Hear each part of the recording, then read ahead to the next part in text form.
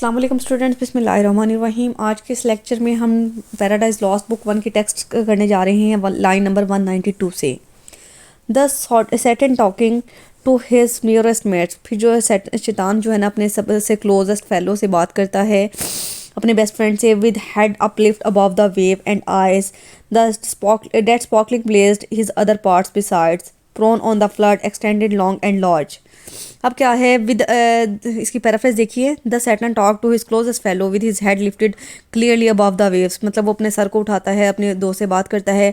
And eyes that glow violently, और उसकी आंखों में जो वायलेंस होती है ना वो साफ झलक रही होती है। While the rest of his body ले हॉरिजॉन्टल ऑन द लेक, और बाकी जो उसका जिस्म होता है वो झील पे जो है वो हॉरिजॉन्टली जो होता है ना वो पड़ा हुआ होता है।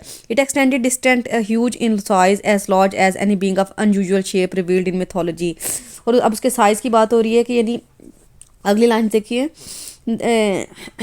Prone on the flood extended long and large lay floating many a rood in bulk as huge as whom the fables name of monster size के। यानी उसका जो साइज़ होता है ना वो इतना लार्ज होता है कि जैसे कोई देव का, कैसे कोई जिन होता है ना, बहुत बड़े साइज़ का होता है वो। आगे देखिए।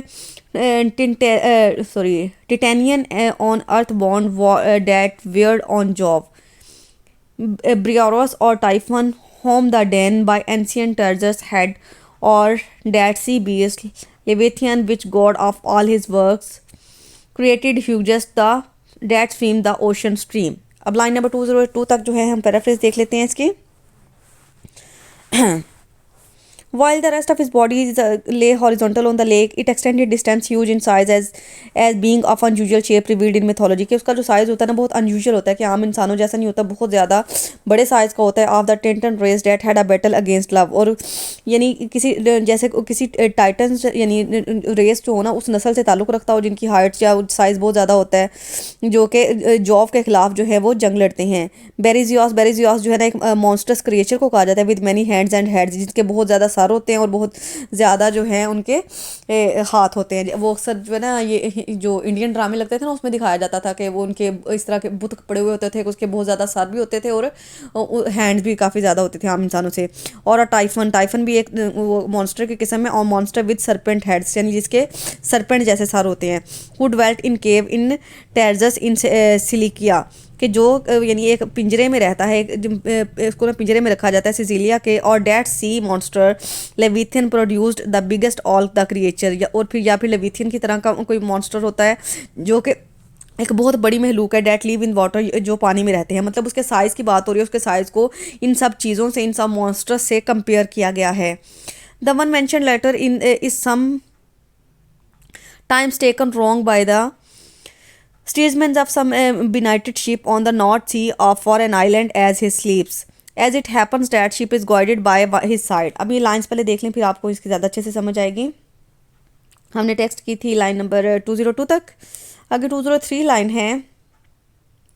Him happily slumbering on the Norway foam, the pilot some small night found it safe, deeming some island oft as seamen tell, with fixed anchor in his sleepy wind, moors by his side under the lee, while night invests the sea and wished morn delays।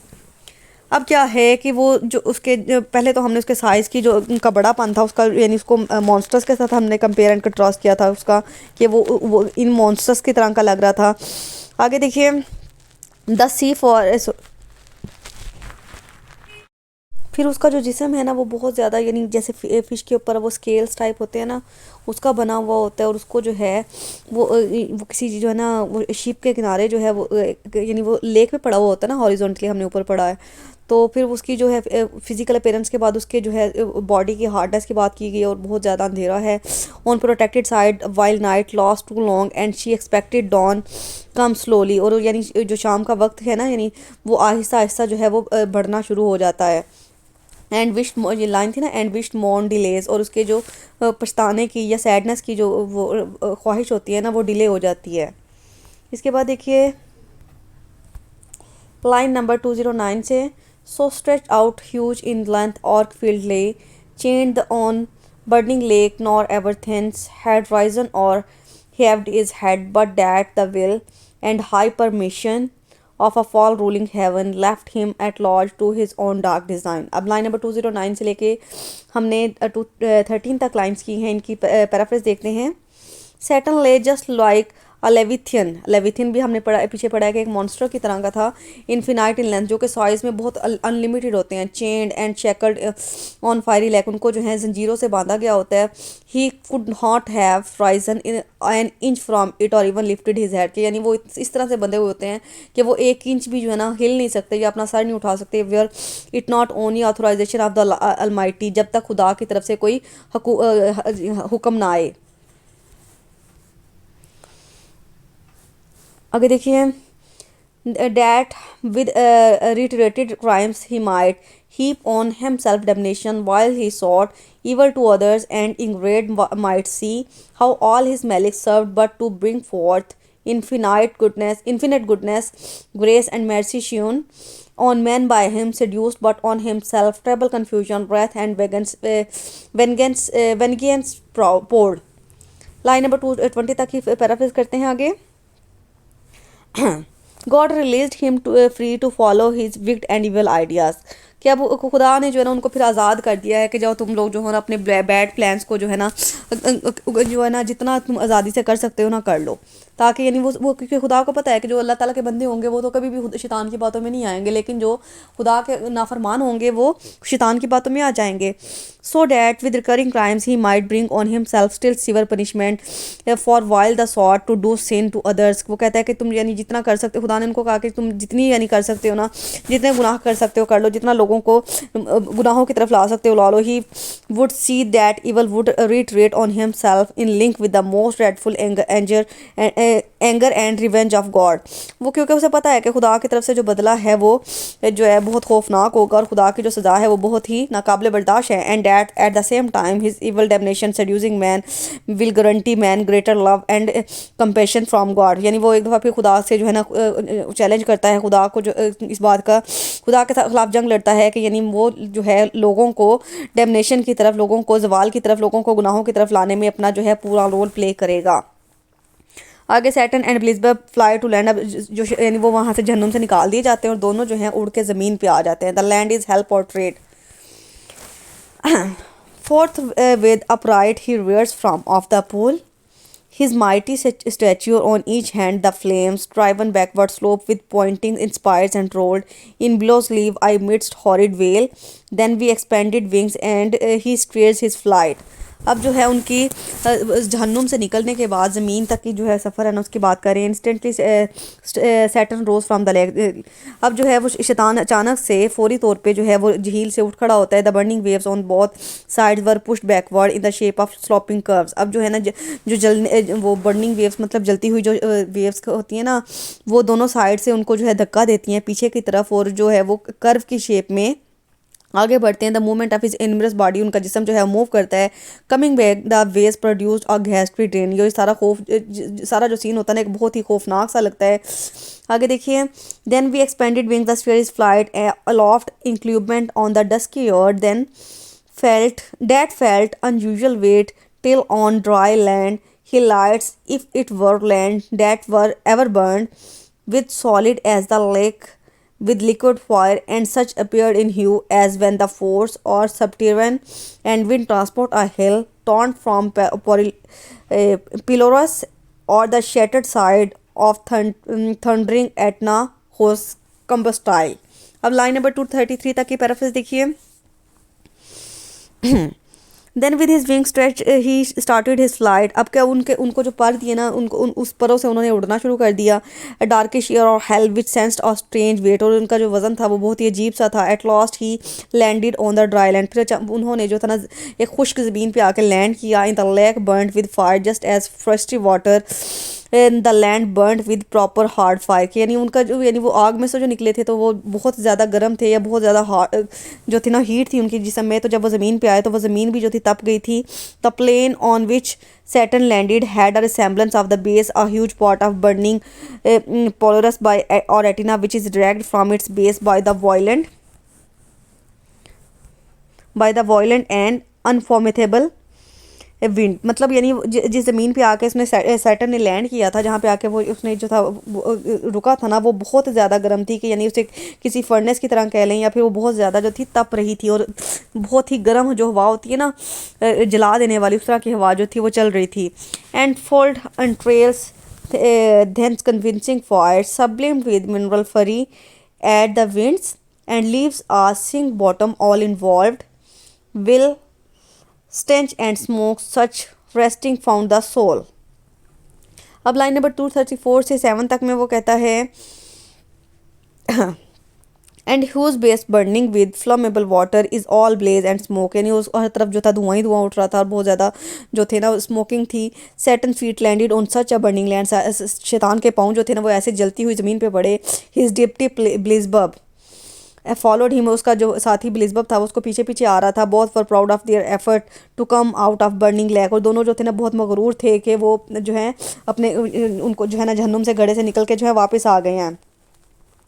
Of unstable feet is followed his next meet, मतलब उसका जो साथी उसका पीछा कर रहा था. बहुत glorying to have escaped the Stygian flood के, यानी उनको बहुत ज़्यादा प्राउड थे कि वो जो है अपनी सज़ा को काट के जो है वो निकल चुके हैं, आज़ाद हो चुके हैं as gods, and by their own recovered strength, not by the suffering of the supernal power, कि वो अब उनको जो था ना अपनी ताकत पे और ज़्यादा जो था गुरूर हो गया था, और वो खुद को बहुत सुप्रीम बहुत सुपीरियर समझ रहे थे.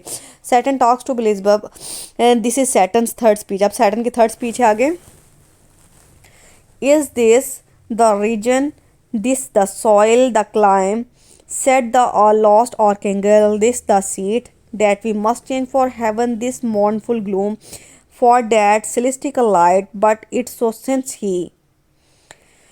फिर इन लाइंस में जो है वो सैटन क्या कहता है ब्लिजबब को. The lost guardian angel then said, कि उसने जो है लॉस्ट गार्डियन मतलब यानी उनका जो गार्डियन जो हुक्मरान, गार्डियन कहते हैं निगरान को वो कहता है is this the religion which we must now substitute for heaven. वो कहता है क्या हमें रिलीजन ही रीजन वर्ड है, क्या ये वो रीजन है जहाँ से जिसके लिए हमें जन्नत से निकाला गया था. Shall be now reside in this sorrowful darkness instead of divine light of heaven. क्या कहता वो कहता है कि अब हमें यहाँ पे इस अंधेरे वाली दुनिया में रहना पड़ेगा, और पहले बल्कि हम जहाँ पे वो जन्नत की रोशनियों में रहा करते थे. Let it be so for God who is now the ultimate ruler decides what shall be right and correct. वो कहता है चले अब पता चल जाएगा कि कौन ज़्यादा पावरफुल है और किसकी ताकत ज़्यादा है और कौन सही है. Who now is sovereign can dispose and bid what shall be brought farthest from his best. यानी इन लाइन में वो उसने ये कहना कि पता चल जाता है कि कौन ज़्यादा ताकतवर है कौन दुरुस्त है. आगे देखिए. Whom reason hath equalled force hath made supreme above his equals farewell happy fields where joy for dwells hell horrors hell. तो इन लाइंस में आगे फिर वो कहता है कि पहले तो उसने यानी खुदा से ये कह दिया कि ना पता चल जाता है कि कौन करेक्ट है. It is good and better for us to reside at that most distance from God. वो कहता है कि बल्कि अच्छा है कि हम जो है ना खुदा से ज़रा फासले पे ही रहेंगे. तो God is equal and to us in intelligence and power. माज अल्लाह वो कहता है कि खुदा की पावर और जो इंटेलिजेंस जहानत है ना वो बिल्कुल हमारे बराबर ही है. He has achieve superiority over us. सिर्फ उसको हम पे जो है ना बढ़तरी मिली हुई है. हिज कंटेम्प्रेरीज बाय फोर्स, और वो यानी वो उसने जो है ना जो भी पावर ली हुई है ना वो ज़बरदस्ती ली हुई है, बाय फोर्स ली हुई है. आगे देखिए. Above his equals farewell happy fields where joy and or dwells horror hells infernal world and thou profoundest hell receive thy new possessor, one who brings a mind not to be chained to by place or time. This mind is its own place and in itself can make a heaven of hell, a hell of heaven. अब वो कहता है कि मुझे जो है ना अब बेशक जहन्नुम में भी रखा जाए तो मुझे इस बात से कोई फ़र्क नहीं पड़ता. मैं इतना ताकतवर हो गया हूँ कि मुझे जो है ना मैं वो खुद को कहता है कि मैं जहन्नुम का जो हूँ नया मालिक हूँ. जहन्नुम जो है मेरी है. और फिर वो क्या कहता है कि यानी मेरा जो माइंड है ना वो कभी भी चेंज होने वाला नहीं है, ना वक्त के साथ ना जगह के साथ. मैं जहाँ भी रहूँगा मेरे इवल प्लान्स ही हैं जो हैं वो चलते रहेंगे, और ये मेरी अपनी मर्ज़ी होगी कि मैं जन्नत को जहन्नुम बना दूँ या फिर जहन्नुम को जन्नत बना दूँ. आगे देखिए. व्हाट मैटर वेयर, और ये भी बहुत इंपॉर्टेंट लाइन्स हैं, इनको भी आपने इंपॉर्टेंट लिख के टिक कर लें. इसमें ये भी रेफरेंस टू कॉन्टेक्स्ट में आ जाती हैं जो भी मैंने पढ़ाई हैं हेवन हेल वाली. What matter where if I be still the same and what I should be all but less than he, whom thunder then made greater, here at least we shall be free the almighty hath not built here for his and we will not drive us hence. अब वो कहता है कि यहाँ पे आके जो है ना हम बिल्कुल आज़ाद हैं, हम हमें कोई रोक टोक नहीं है, हमें जो है किसी किस्म की पाबंदी में नहीं रहना पड़ेगा। If my powers are still the similar it does not matter where I reside to. वो कहता है कि मैं जब मेरी ताकत मेरे पास है तो मुझे किस बात से क्या फ़र्क पड़ता है कि मैं कहाँ रह रहा हूँ। My powers are little less than that of God. वो कहता है मेरी और खुदा की ताकत में सिर्फ थोड़ा सा ही फ़र्क है। Who being in command and control of thunder is greater and more powerful than eyes. वो कहता है कि खुदा जो है ना सिर्फ मुझसे अपने हुक्म में या अपनी ताकत में थोड़ा सा ही आ गया। We shall be free here at least. चलो वो कहता है कम अज़ कम हम यहाँ पे ज़मीन पे आज़ाद तो होंगे ना। God has not produced in hell anything that he may yearn for. वो कहता है कि उसने खुदा ने जहन्नुम में कोई भी ऐसी चीज़ नहीं रखी कि हम जिसके लिए जो है मरे जा रहे हों या ख्वाहिश रखते हों। सो ही विल नॉट डिस्टर्ब और create a problem for us here. वो कहता है कि यानी खुदा यहाँ पे रह के हमें कोई किसी भी किस्म का जो है ना मसला नहीं होगा, किसी भी किस्म की जो है परेशानी नहीं उठाना पड़ेगी। आगे देखिए लाइन नंबर 261 है, Here we may reign secure and in my choice. To reign is worth ambition, though in hell. Better to reign in hell than serve in heaven. ये 3 लाइन्स को भी आप जो है हाईलाइट कर लें, ये बहुत इंपॉर्टेंट हैं, ये भी रेफरेंस टू कॉन्टेक्स्ट में आती हैं। अब वो कहता है कि यहाँ पे आके जो है ना हम बिल्कुल आज़ाद हैं, हमें जो है यहाँ पे हुक्मरानी मिल गई है। Here we may securely rule, यहाँ पे हम जो है महफूज होकर हुकूमत कर सकते हैं। In my view it is worth while to rule even in hell. वो कहता है कि मेरी नज़र में ज़्यादा अच्छी बात यह है कि बंदा जो है जहन्नुम में रह के हुकूमत कर ले। It is better to enjoy the rule and kingdom in hell rather than serving in someone else in heaven. कहता है कि क्या फ़ायदा कि बंदा जो है वो जन्नत में रह के भी किसी का गुलाम बन के रहे, किसी के इशारों पे चले। तो इसमें इससे अच्छा तो यही नहीं है कि इंसान जहन्नुम में रहे और अपनी हुकूमत करता रहे, अपनी मर्ज़ी से रहे। आगे देखिए 264 line, but we are for let we then our faithful friends, the associates and co-partners of our loss, lie thus astonished on the oblivious pool, and call them not to share with us their part in this unhappy mansion, or once more with rallied arms to try what may be yet regained in heaven, or what more lost in hell. अब line number 264 से लेकर 70 तक देखते हैं क्या बात हो रही है। Satan suggest addressing his follower. अब सैटन जो है अपने फॉलोअर्स को, अपने साथियों को मशवरा दे रहा है। But why do we permit our loyal friends, कि हमें अपने लॉयल फ्रेंड्स को क्यों इजाज़त देनी चाहिए। द अकम्पलिशेस ऑफ और failure and defeat of lie down दस bewildered of the lack, causing poor memory in them, and not call them to share with us miserable residents. वो कहता है कि उनको भी जो है हमारे साथ रहना चाहिए एंड या फिर जो है उनको यानी खुदा की तरफ लौट जाना चाहिए। और once more with the collected pot to go into further danger, यानी वो कहता है कि अभी उनकी अपनी चॉइस है कि वो यानी खुदा अल्लाह ताला से माफ़ी मांग के खुदा की तरफ लौट जाना चाहते हैं या फिर हमारे साथ जो है वो ख़तरों का सामना करना चाहते हैं। आगे देखिए, so Satan speak and him Beelzebub thus answered, leader of those armies bright, which but omnipotent none could have foiled. If once heard that voice, these their liveliest pledge, or hope, fears, and dangers heard so oft, in worst extremes and on perilous edge of battle when it wrecked, and in all assaults, their surest signals uh, they will soon resume new courage and revive, though now they lie groveling and prostrate on your lake of fire, as we erewhile astounded and amazed. No wonder fallen such a pernicious height. अब line number 271 से लेकर 282 तक क्या बात हो रही है। सो Satan address and ब्लिज़बब। अब सैटन की और ब्लिज़बब की जो खिताब है, डज रिस्पॉन्डेड हैं चीफ ऑफ विर्चुअस होस्ट, उनको जो है ना विर्चुअस होस्ट का सरदार कहा के बुलाया जाता है। Which no one but the Almighty could have conquered. वो कहता है कि इसको खुदा के अलावा जो है ना कोई भी हमें जो है हरा नहीं सकता, कोई भी हमसे जो है सुपीरियर नहीं हो सकता। If just once they listen to our voice, अगर वो एक दफ़ा हमारी आवाज़ सुन लें। Which always stuff them with hope and expectation in the middle of danger and hazard. अब जो है ना अपने वो उसकी जो टीम थी, उसके जो कंपेनियंस थे ना, उनसे कह रहा है कि यानी अब तुम लोग की अपनी चॉइस है कि तुम लोग जो हो एक ऐसी उम्मीद रखते हो, यानी तुम ख़तरों की दुनिया में आना चाहते हो या फिर वापस लौट जाना चाहते हो। दे हैव हियर्ड और voice so often in the crisis in the front lie of army when the battle was at its peak, वो कहता है कि शायद उन्होंने मेरी हमारी आवाज़ नहीं सुनी थी, मतलब हमारे जो जब वो बहुत ज़्यादा जो थे, जब उनकी जंग जो थी बहुत ज़्यादा पीक पे थी, मतलब जब उनको बहुत ज़्यादा टॉर्चर किया जा रहा था। And that particular voice let them in all kinds of attacks, they will soon gather courage and initiate. वो कहता है कि यानी ये सारा कुछ बर्दाश्त करने के बाद भी हमारा हौसला जो है ना वो दोबारा से जो है बहाल हो गया है। तो right now they lie down indulge in self pitting and lying down on the lake of fire. अब यानी उसके जो कंपेनियंस हैं ना वो भी कहता है कि वो भी जहन्नुम के घड़े से जो है ना उनको निकाल दिया गया है। As we a little while ago lay mystified no doubt having fallen from such a shattering height. और कहता है कि इस बात में कोई शक नहीं है कि हमें जो था वो जन्नत की दुनिया से निकाल के बहुत बुलंदी से जो था वो हमें जहन्नुम के घड़े में फेंक दिया गया था। और अब हम जो है वो ज़मीन पे आके जो है तमाम इंसानियत के लिए इवल प्लान्स बनाएंगे, लोगों को ख़राब करेंगे, लोगों की जो है खुदा के रास्ते से दूर लेके जाएंगे। अगली लाइन्स में है depiction of Saturn as he moves to the coast. देखिए line number 283, he scarce had caused when the superior friend was moving toward the shore, his ponderous shield, eternal temper, massy large and round, behind him caused the broad circumference, hung on his shoulder like the moon whose orb। अब line number 283 से लेकर 287 तक ये बात हो रही है। Hardly had Beelzebub stopped when Saturn started for coast.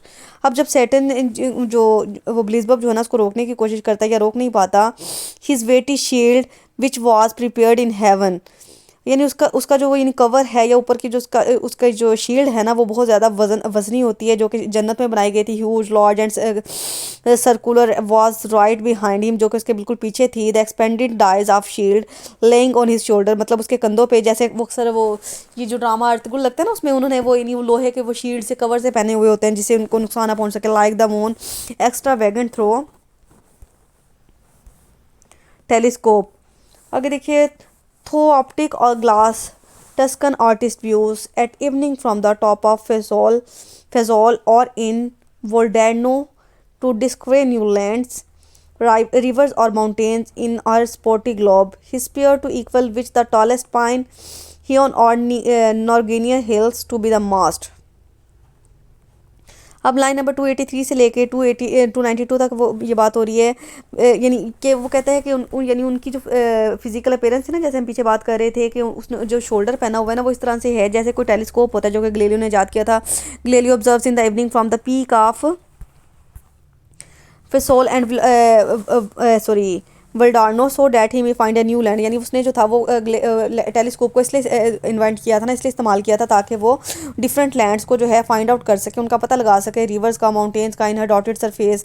The tallest pine tree cut down on the hills of Norway, और सबसे जो लंबा वो पाइन का ट्री है उसको जो है काटा गया था नॉर्वे की पहाड़ियों पर, so that it might be converted into a flag pole of some great ship, ताकि उसको जो है किसी बहुत बड़ी कश्ती का फ्लैग पोल बनाया जा सके उसकी उस दरख्त की मदद से। Would be a mere stick compared with Saturn's lens and spike. अब वो जो सैटर्न का जो साइज़ है ना उस पाइन ट्री की तरह है, उस बहुत बड़े दरख्त की तरह है।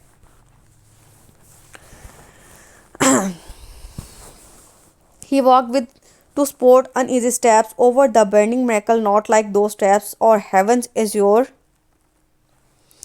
and the torrid climbs smote on him, sore besides, polluted with fire.